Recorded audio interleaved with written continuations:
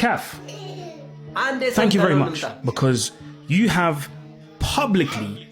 disgraced all of us Africans in front of the whole world. African football as we know it is finished, done. Any bit of criticism that anyone ever had towards AFCON is now warranted. Jamie Carragher, I apologize. You were right. This is the most disgraceful decision I have ever seen from a federation towards two teams that are in that situation. Any bit of work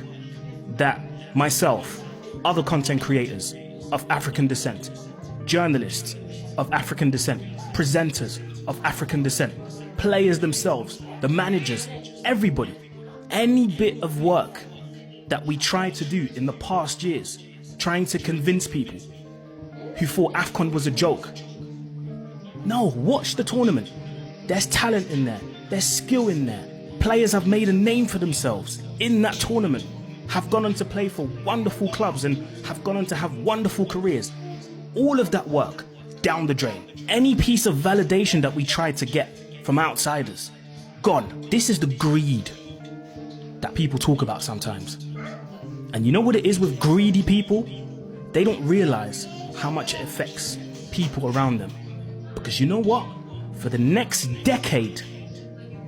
African football is the laughing stock of global football. Whenever we stand up to have a say, or whenever there's something going on and we want to stand up to say something, they're just going to look at us and go, hey, shut up. You thought teams were being difficult now for the previous tournament to let their players go, to play for AFCON. Watch the next tournament. No.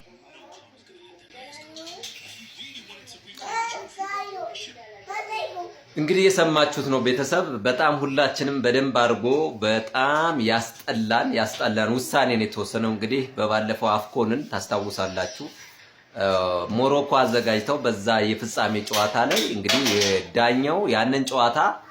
ፔናልቲ በመስጠቱ በጣም ተበሳጭተው የሴኔጋል ተጫዋቾች እንደወጡ ይታወሳል ከዛ በኋላ ግን ተጫዋቾች በራሳቸው ውሳኔ አፍሪካ ስሙ እንዳይጠፋ በዛ ላይ ደግሞ ብዙ ነገሯን እንዳታበላሽ አይታችሁ ከሆነ እነ ኢብራሂም ዲያዝ እና ሳዲዮ ማኔ በደንብ አርገው ተባብረው ፔናልቲውን በመሳት ከዛ በኋላ ግን ባለው 30 ደቂቃ ወደ 30 ደቂቃ ጭማሪ ነው የሚደረገው በዛ ላይ ውጤታችን ራሳችንን ወስላለን በሚል በጣም ትልቅ ጭንቅላት በጣም የተመሰገኑበት በእውነት ነው የምላችሁ በጣም የተመሰገኑበት ሁሉም እንዳለ በአለም የተወራበት አፍሪካ ስሟን እንዳይጠፋ በደንብ አድርገው ከበር ያደረጉ ልጆች እየተመሰገኑ ባለበት ሰዓት አሁን እንደገና ከሁለት ወር በኋላ ይሄን ውሳኔ አስተላልፈናል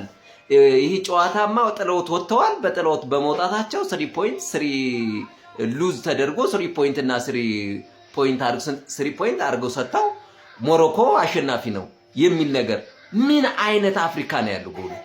እኔ እኮ በቃ በእነዚህ ሰዎችኛ ያያፈርን እንኑር እንዴ ለዛ እኮ ነው በባለፈው ሰምታችሁታል ልጁም እኮ ተናገረ አሁን አንተን አመሰግናለሁ ሰምታችሁታል አይደል ጄሚ ካራገር በባለፈው ሙሳላህ ምን አለው ሙሳላህ እኮ ሊቨርፑል ከመጣ በኋላ ነው እንደዚህ ሆነው እንጂ ከዛ በፊት ምን ነበረው ምንም እኮ አንድ ቶርናመንት አሸንፎ አያቅም በማለቱ በጣም ብዙ ሰዎች ሰድበውት ኢቭን ራሱ ነጮቹ ሳይቀር በደንብ አድርገው ሰድበውት አፉን አስዘውት ነበር አሁን ግን ታየው በእኛ ጅሎች ማለት ነው ስንት ነው አፍሪካ ላይ ማለቴ እንግሊዝ ላይ ስንት ዳኞች ናቸው የሚያጭበረብሩት ስንት ዳኞች 3 ፖይንት ቀምተው ወስደው እነዛ ዳኞች ያሳለፉበት የራሳቸው ዳኛ ስለሆኑ እነሱ እንዳይታወቅባቸው ነገር ግን ያንን ከበር አድርገው ያለፉበት ስንት ነው አፍሪካ ግን እንደዚህ እንዳሳዘነን ነው የሚኖረው በቃ እንዳለ ሆዳም ነው ያለው ምን አይነት ህዝብ ነው የገባ ነው በእውነት እንደዚህ አይነት የተጨማለቀ ህብረተሰብ ምንም ነገር የማያውቅ በቃ ስንት ነገር በቃ ሰተት ተሰርቷል በዛ ውስጥ እንኳን በፍጥነት በ24 ሰዓት እንኳን ቢያደርጉት ይሆን ነበር ከሁለት ወር በኋላ በዛ ላይ በሚያሳምር በሚል ሁኔታ መወሰን ሲችሉ በ24 ሰዓት ከዛ ደግሞ ባለፈ ደግሞ እዛው ላይ መወሰን ይቻላል እኮ እዛው ላይ ህግ ካለ እንደዛም ሆኖ ደግሞ ያገር ስም የሃጉሩ ስም እንዳይጠፋ ከተፈለገ ያን ነገር ማስተካከል ይችላል ነበር በዛን ሰዓት ውሳኔያቸው እነሱ ነው ነጭ ምን አገባው ዛሬ ጨዋታ ነው አሁን አስባችሁታል ያለው ለኔክስት ዴኬይ የአፍሪካ ቶርናመንት እንደማይኖርና በደንብ እንደማይጫወቱ ነው የምነግራችሁ ነው ያለው እውነቱን ነው ስሙስ የምትሰሙት እኮ ነው ማን ነው ሲነገ ሄዶ የሚጫወትልህ እንዴትስ ደግሞ ይሄን ነገር እንዲወሰንለት ያውቃል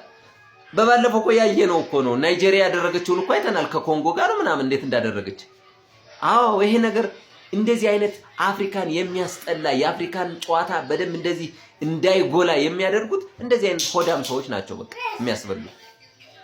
በእውነት በጣም ልብ ሰባሪ አንገት ሰባሪ ነው አይተናል እንዲህ ነው በቃ አፍሪካኖችን የሚጫወቱባቸው እንደዛ ነው አሁን ተጫወቱባቸው አሁን የምትሰሙት ነው ዜናውን ተመልከቱት አሁን እዚህ ጋር እኔ ያያየው ነው ፋብሪዚዮ ሁለቴ ነው የዘገበው ተመልከቱ ፋብሪዚዮ 3-3-4 ነው ምናምን እንደዚህ ያያያቸው 4-4-3 ማለት 4-4-3-3 እንደዚህ የዘገበው እንዳለ ሁሉም ስካይ ስፖርት ቢቢሲ ምናምን የሚያወሩት ስለ ሴኔጋል ነው በቃ ተመልከቱ ይሄ ነው በቃ ይሄ ለዚህ የሚቆጭ ሰው አንድ አለመኖሩ በጣም ያሳዝናል